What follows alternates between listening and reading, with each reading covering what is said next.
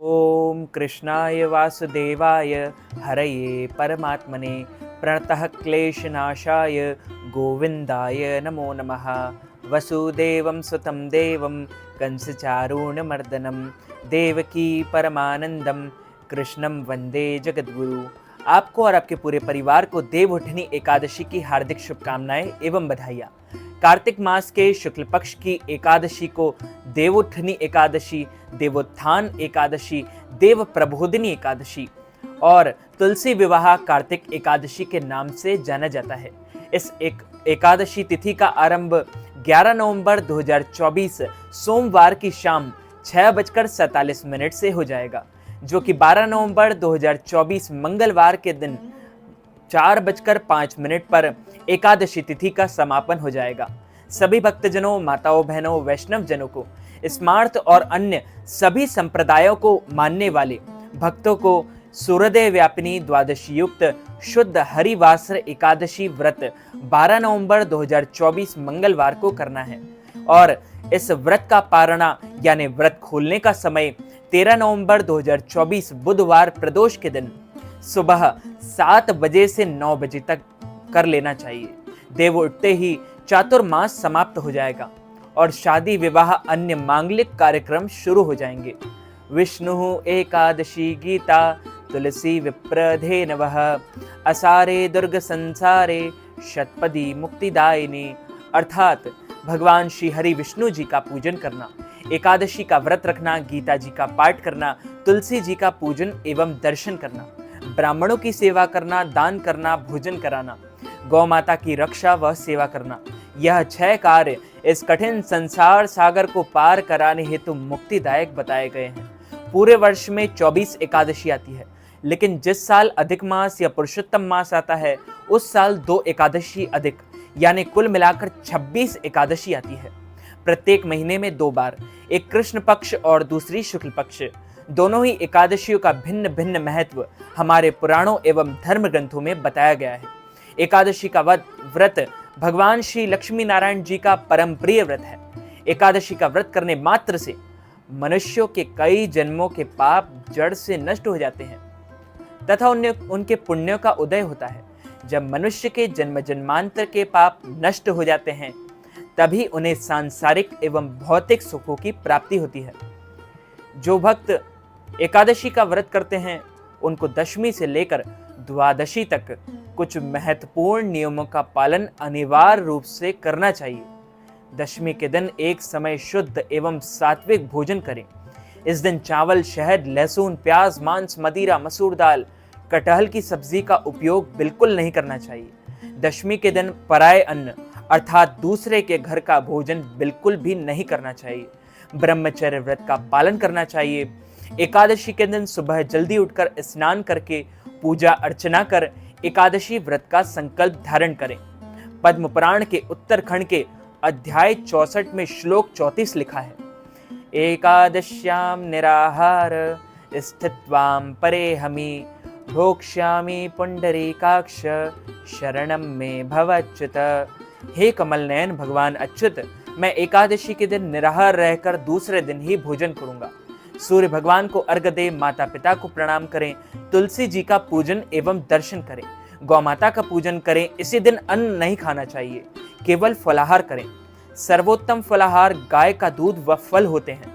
इस दिन झूठ न बोलें, क्रोध न करें, लड़ाई झगड़ा एवं वाद विवाद बिल्कुल न करें और ब्रह्मचर्य व्रत का पालन करते रहना चाहिए। दाढ़ी कटिंग व शेविंग न करें, किसी का भी आप अपमान या अनादर न करें, दिन में ना सोए, रात्रि जागरण करें और पूजन पाठ करके ब्राह्मण के मुख से ही एकादशी व्रत कथा का श्रवण करें।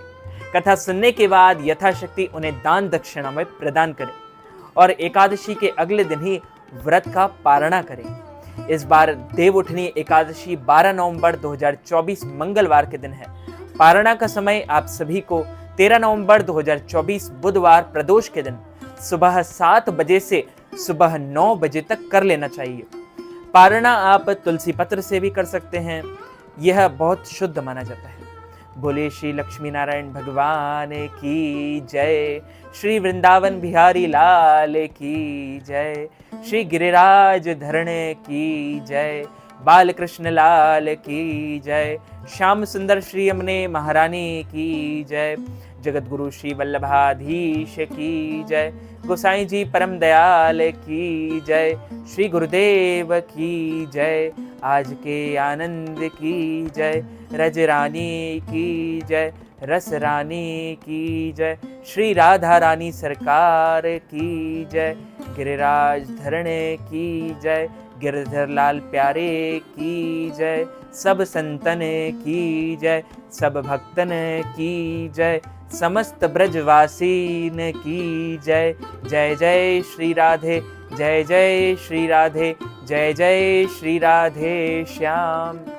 एक राजा के राज्य में सभी लोग एकादशी का व्रत रखते थे।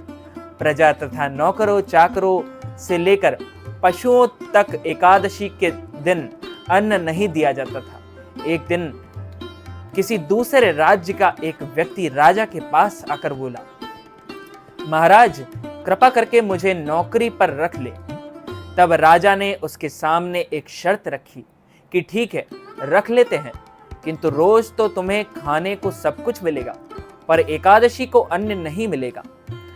उस व्यक्ति ने उस समय हाँ कर ली, पर एकादशी के दिन जब उसे फलहार का सामान दिया गया तो वह राजा के सामने जाकर गिड़गिड़ाने लगा, महाराज इससे मेरा पेट नहीं भरेगा, मैं भूखा ही मर जाऊंगा, मुझे अन्न दे दो। राजा ने उसे शर्त की बात याद दिलाई, पर वह अन्न छोड़ने को राजी नहीं हुआ। तब राजा ने उसे आटा दाल चावल आदि दिए। वह नित्य प्रति की तरह नदी पर पहुंचा और स्नान कर भोजन पकाने लगा। जब भोजन बन गया तो वह भगवान को बुलाने लगा कि आओ भगवान, भोजन तैयार है।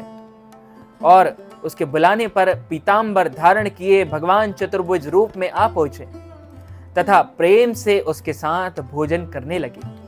भोजन आदि करके भगवान अंतर्ध्यान हो गए तथा वह अपने काम पर चला गया। 15 दिन बाद अगली एकादशी को वह राजा से कहने लगा कि महाराज मुझे 2 गुना सामान दीजिए। उस दिन तो मैं भूखा ही रह गया। राजा ने कारण पूछा तो उसने बताया कि हमारे साथ भगवान भी खाते हैं, इसलिए हम दोनों के लिए ये सामान पूरा नहीं होता। यह सुनकर राजा को बड़ा आश्चर्य हुआ। वह बोला, मैं नहीं मान सकता कि भगवान तुम्हारे साथ खाते हैं। मैं तो इतना व्रत रखता हूँ, पूजन पाठ करता हूँ, पर भगवान ने मुझे कभी दर्शन नहीं दिए। राजा की बात सुनकर वह बोला, महाराज यदि विश्वास ना हो तो साथ चलकर देख लो। राजा एक पेड़ के पीछे छिपकर बैठ गया। उस व्यक्ति ने भोजन बनाया तथा भगवान को शाम तक पुकारता रहा, परंतु भगवान ना आए।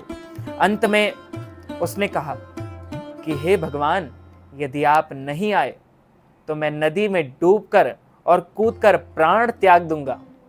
लेकिन भगवान नहीं आए। तब वह प्राण त्यागने के उद्देश्य से नदी की तरफ बढ़ा। प्राण त्यागने का उसका दृढ़ इरादा जान शीघ्र ही भगवान ने प्रकट होकर उसे रोक लिया और साथ बैठकर भोजन करने लगे। खा पीकर वे उसे अपने विमान में बैठाकर अपने धाम ले गए। यह देख राजा ने सोचा कि व्रत उपवास से जो तब तक कोई फायदा नहीं होता जब तक मन शुद्ध ना हो, इसलिए हमें हमेशा मन को शुद्ध रखना चाहिए। इससे राजा को ज्ञान मिला। वह भी मन से व्रत उपवास करने लगा और अंत में स्वर्गलोक को प्राप्त हुआ। एक राजा था, उसके राज्य में प्रजा सुखी थी। एकादशी को कोई भी अन्न नहीं बेचता था, सभी फलाहार करते थे। एक बार भगवान ने राजा की प्रतीक्षा और परीक्षा लेनी चाहिए। भगवान ने एक सुंदरी का रूप धारण कर लिया तथा सड़क पर बैठ गए। तभी राजा उधर से निकला और सुंदरी को देख चकित रह गया। उसने पूछा, हे सुंदरी, तुम कौन हो और इस तरह यहाँ क्यों बैठी हो? तब सुंदर स्त्री बने भगवान बोले, मैं निराश्रिता हूं। नगर में मेरा कोई जाना पहचाना नहीं है, किससे सहायता मांगू? राजा उसके रूप पर मोहित हो गया। वह बोला, तुम मेरे महल में चलकर मेरी रानी बनकर रहो। सुंदरी बोली, मैं तुम्हारी बात मानूंगी, पर तुम्हें राज्य का अधिकार मुझे सौंपना ही होगा। राज्य पर मेरा पूर्ण अधिकार होगा। मैं जो भी बनाऊंगी तुम्हें खाना होगा। राजा उसके रूप पर मोहित था, अतः उसकी सभी शर्तें स्वीकार कर ली। अगले दिन एकादशी थी। रानी ने हुक्म दिया कि बाजारों में अन्य दिनों की तरह अन्न बेचा जाए, और उसने घर में मांस, मछली आदि पकवाए तथा परोस कर राजा से खाने के लिए कहा। यह देखकर राजा बोला, रानी, आज एकादशी है, मैं तो केवल फलाहार ही करूंगा। तब रानी ने शर्त की बात याद दिलाई और बोली, या तो खाना खाओ, नहीं तो मैं बड़े राजकुमार का सिर काट दूंगी। राजा ने अपनी स्थिति बड़ी रानी से कही तो बड़ी रानी बोली, महाराज, धर्म ना छोड़ो, बड़े राजकुमार का सिर दे दें। पुत्र तो फिर मिल जाएगा, पर धर्म नहीं मिलेगा। इसी दौरान बड़ा राजकुमार खेलकर आ गया। माँ की आंखों में आंसू देखकर वह रोने का कारण पूछने लगा, तो माँ ने उसे सारी वस्तु स्थिति बता दी। तब वह बोला, मैं सिर देने के लिए तैयार हूँ। पिताजी के धर्म की रक्षा होगी, जरूर होगी। राजा दुखी मन से राजकुमार का सिर देने को तैयार हुआ तो रानी के रूप से भगवान विष्णु ने प्रकट होकर असली बात बताई। हे राजन, तुम इस कठिन परीक्षा में पास हुए। भगवान ने प्रसन्न होकर प्रसन्न मन से राजा से वर मांगने को कहा। तो राजा बोला, आपका दिया सब कुछ है, हमारा उद्धार करें। उसी समय वहां एक विमान उतरा।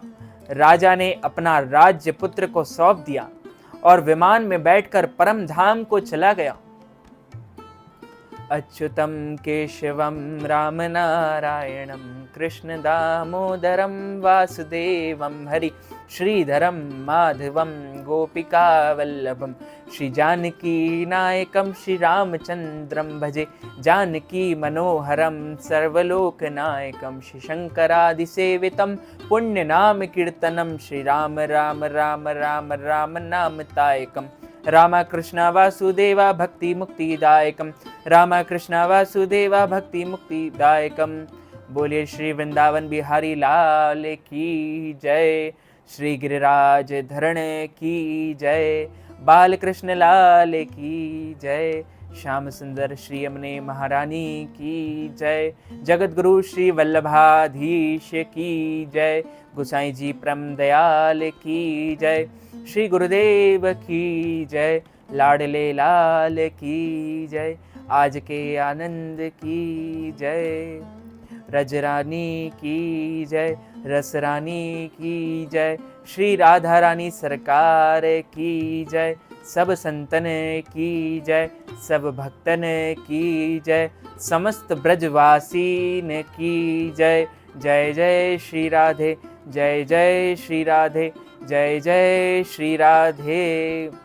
देवउठनी एकादशी के निमित्त यदि आप ब्राह्मणों को फलाहार करवाना चाहते हैं, अन्नदान, वस्त्रदान, गौदान, तिलदान अथवा देवउठनी एकादशी के पारणा के निमित्त हमें कोई भी दान दक्षिणा आप प्रदान करना चाहते हैं, तो स्क्रीन पर दिख रहे QR कोड पर, बार कोड पर स्कैन करके हमें नगद राशि, धनराशि प्रदान करके देवउठनी एकादशी का संपूर्ण पुण्य लाभ प्राप्त कर सकते हैं। इस वीडियो को ज़्यादा से ज़्यादा लोगों तक शेयर कीजिएगा, लाइक कीजिएगा, कमेंट कीजिएगा और सब्सक्राइब करके बेल आइकन को भी ऑन कर लीजिए ऐसे ही नए नए वीडियोस देखने के लिए। आप सभी को सादर जय श्री कृष्ण, सादर जय सिया राम।